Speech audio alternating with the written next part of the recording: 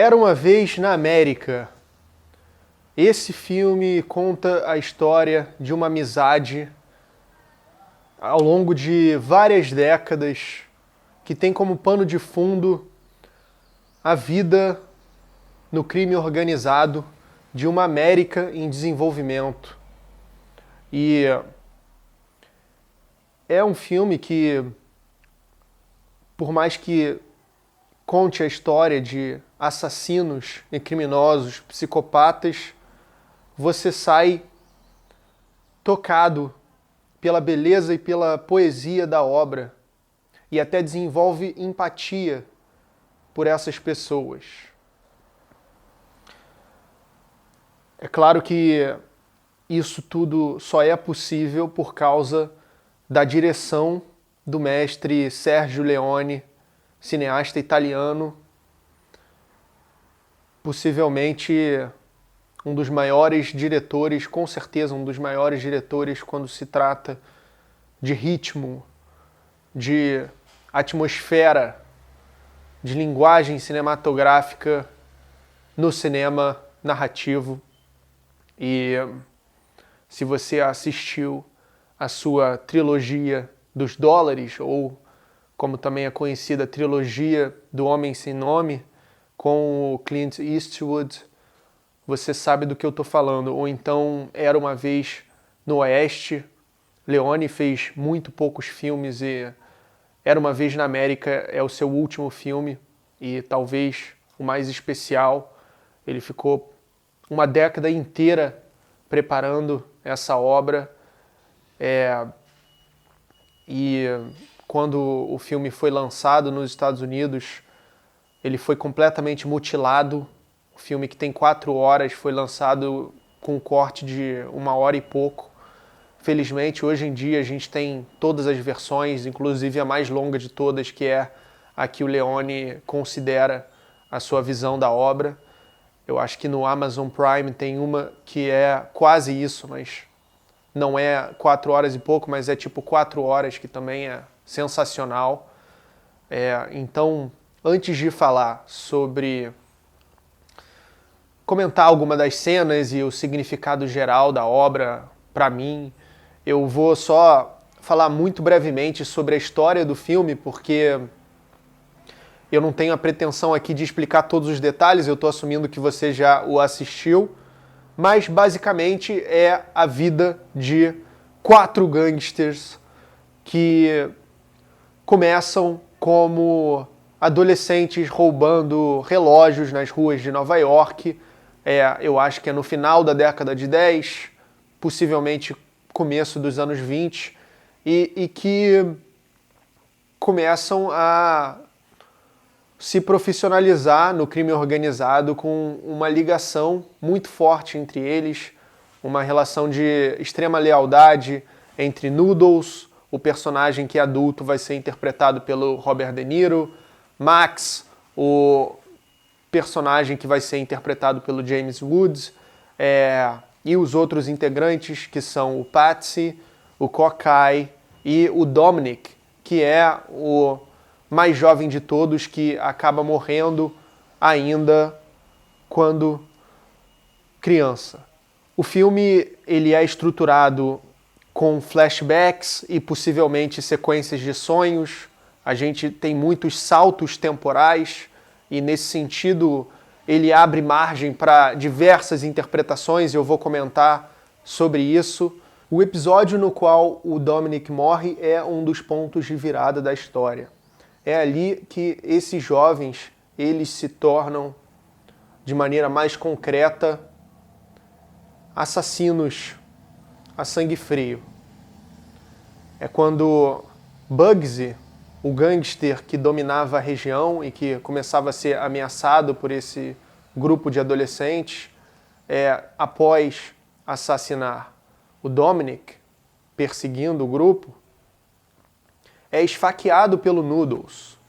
E quando o policial chega para dar conta da situação, ele também é esfaqueado pelo Noodles. E o Noodles é levado para a prisão, onde ele vai passar várias décadas. E aí a gente tem um belo plano dos outros integrantes o observando olha o tamanho que eles ocupam no quadro comparado com o prédio e os tijolos.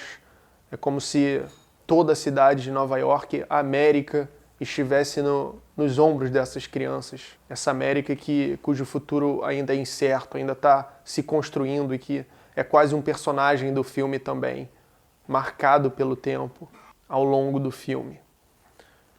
Então, o Noodles, anos depois, sai da prisão na era da proibição e agora o grupo ele já está mais estabelecido como máfia e eles têm um negócio de muito sucesso, obviamente envolvendo álcool. E quando acaba a era da proibição, as divergências entre Noodles e Max começam a impactar mais a relação deles. Max tem esse grande sonho de assaltar o banco, se eu não me engano, o Banco da Reserva Federal. E o Noodles acha isso uma loucura, uma coisa desmedida, né? E que vai muito certamente resultar na morte deles. Mas o Max não quer ser contrariado e ele fica nervoso, irritado sempre que o chamam de louco. E nesse sentido, eu acho que o filme está falando sempre sobre essa ganância, essa desmedida, essa vontade de poder, não no sentido nietzschiano, porque no Nietzsche isso tem uma dimensão mais ontológica, não é só vontade de domínio e de conquista e de sucesso, mas no filme todos os personagens, mesmo a Débora, por exemplo, são movidos por essa luta sem trégua para chegar ao topo. E alguns deles não conseguem enxergar limites, como o próprio Max, né? Consegue $1 milhão, fala que só vai descansar quando tiver 4. E diante desse novo desafio, o Noodles acaba armando junto com a namorada do Max, que na verdade é uma personagem que o Noodles havia estuprado antes em um assalto e, enfim, ela acabou se envolvendo posteriormente com o grupo. Eles conspiram em uma delação do plano, de modo que o Max e o grupo não sejam mortos nessa tentativa insana de assaltar um banco como esse. O Noodles, ele carrega essa culpa por anos, assim como a culpa de ter estuprado a Débora, que é um dos momentos mais chocantes do filme. Débora e Noodles, que quase começaram um romance na sua adolescência. A Débora, uma jovem muito bela, que sonhava em ser bailarina, artista, e o Noodles, esse gangster já encaminhado desde jovem idade.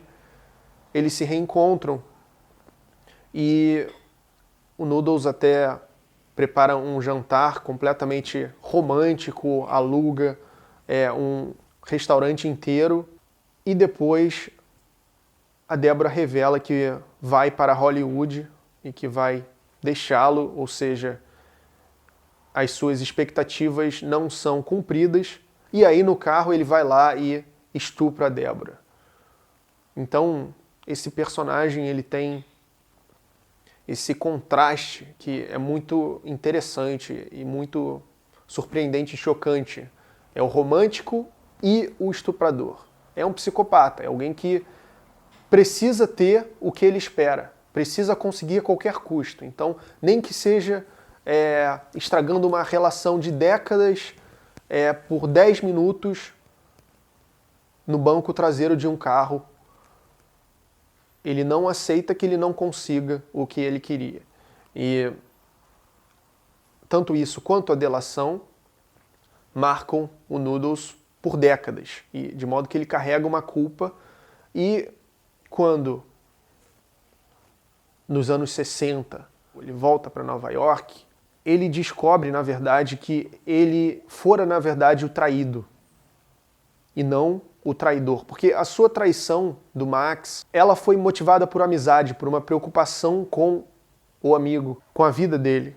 E aí, quando ele retorna, ele descobre que o Max havia forjado a sua morte e que agora ele estava vivendo como um político de prestígio e que ele estava com a Débora e que tinha um filho com ela.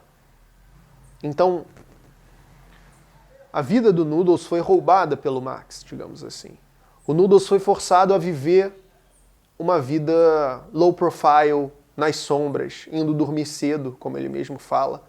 E aí, nessa cena brilhante, quando eles se reencontram na festa, o Max quer que o Noodles o mate. Ou seja, mesmo depois de se vingar, acabando com a vida do Noodles e roubando a sua vida, ele prefere que o Noodles o mate do que todos os inimigos que ele tem na sua teia de corrupção e, enfim, na vida do crime que ele nunca, de fato, abandonou, né, como fica entendido.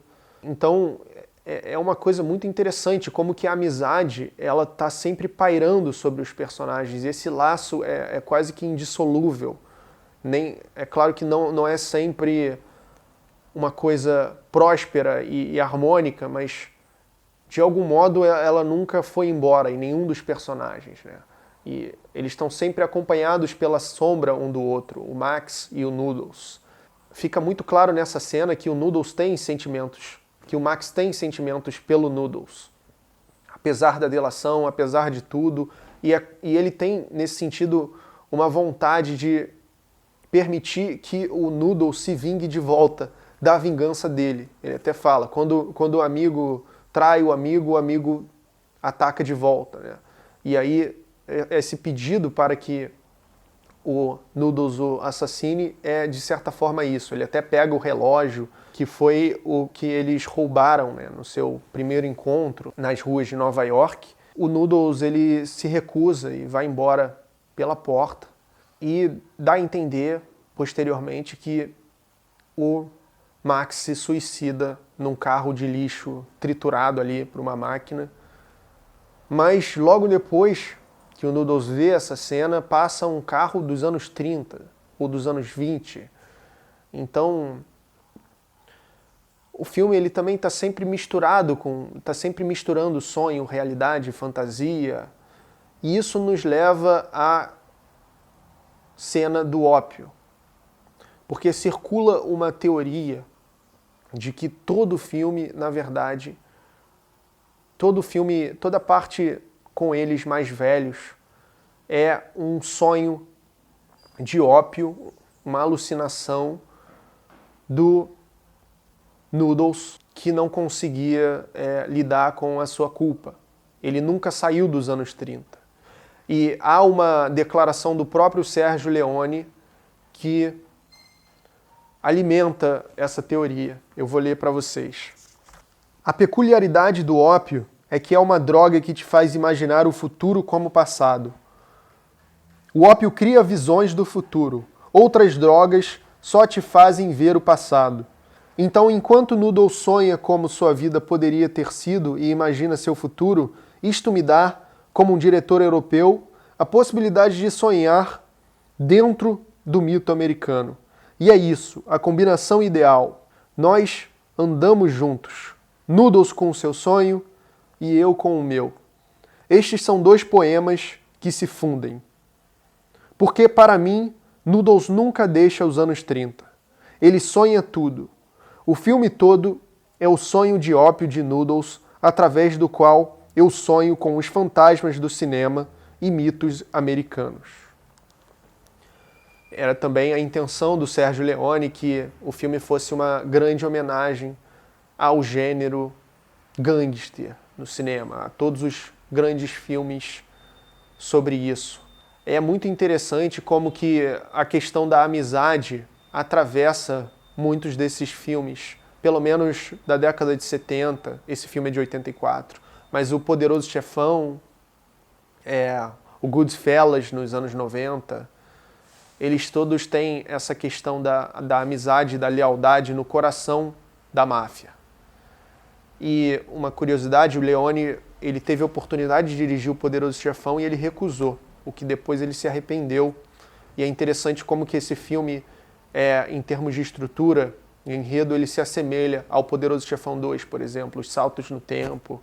Bom, eu acho que eu posso comentar algumas das cenas que eu acho fantásticas e esse aspecto da direção mesmo do Leone com relação ao uso do som. Antes de tudo, a gente precisa falar sobre o Ennio Morricone, que é um dos maiores compositores da história do cinema, e essa é uma das maiores músicas da história do cinema, que o tema Era Uma Vez na América, assim como o Sérgio Leone sabe muito bem utilizar a música no cinema, e ele próprio, por exemplo, reproduzia a música no set, durante as cenas. A música que seria tocada nas cenas, enquanto as cenas estão sendo filmadas, ou seja, os atores ouviam as cenas que vão estar construindo a atmosfera daquele momento emocional de seus personagens. O Sérgio Leone, ele utiliza a música, e incorpora a música e casa a música com a imagem de uma forma brilhante. E não só a música, ele também utiliza o som de uma maneira muito inteligente. Tem o telefone, por exemplo, no começo do filme, que fica tocando por um tempão. Aquela presença incômoda, que a gente não entende no início, mas depois que a gente percebe que é a consciência do Noodles, é a ligação que ele fez, é a delação, que nunca vai deixar de atormentá-lo.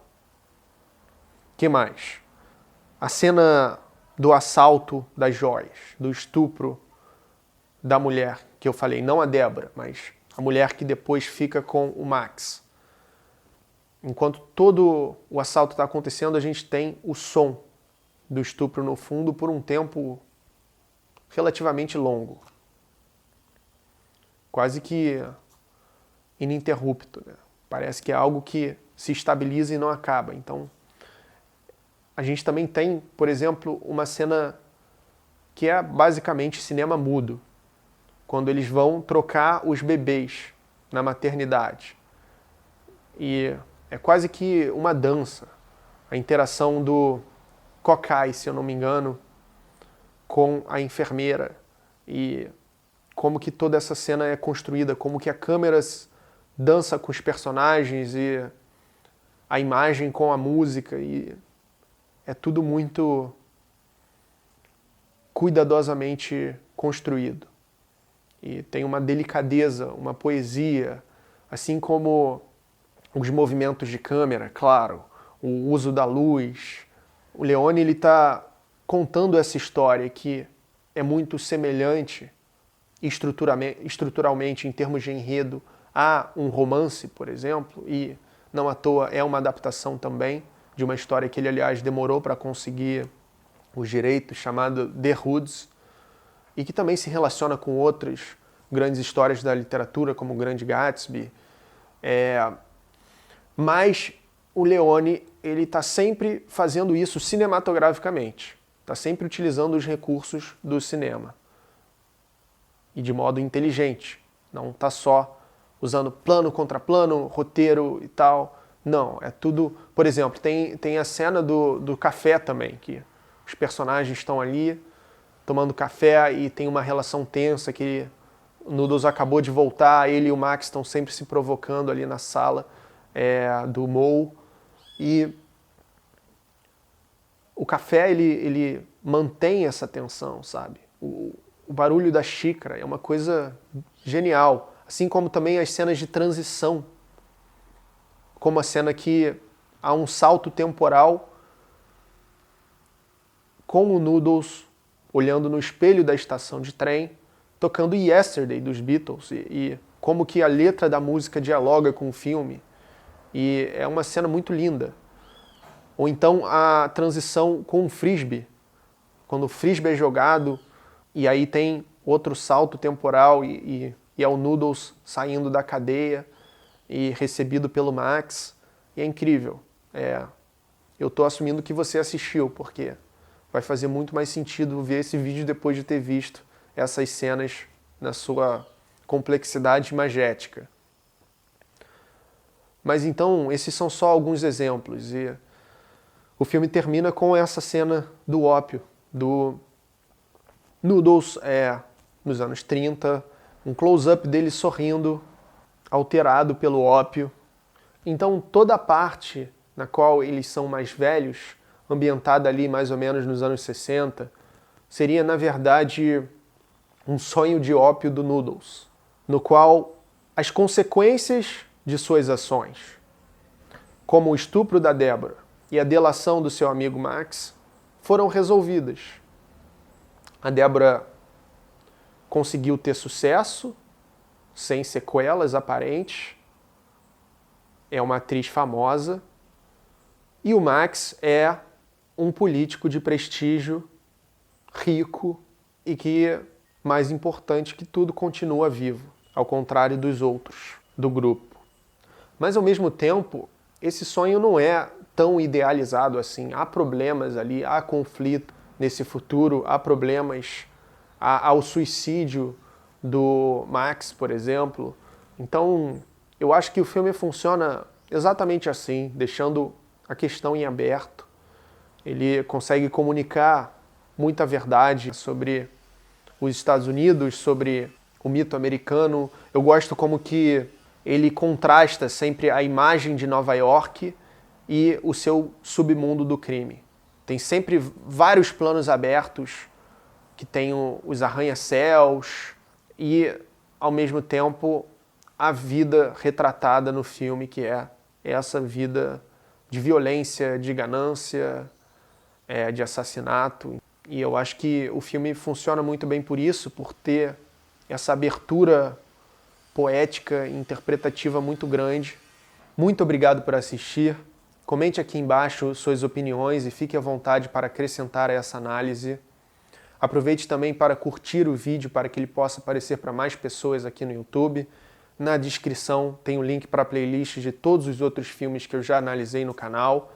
E também fique à vontade para sugerir caso você tenha algum que gostaria que eu comentasse. E caso se interesse por filosofia, esse também é um canal de filosofia e eu te convido a conhecer também esse meu conteúdo. Muito obrigado, até a próxima.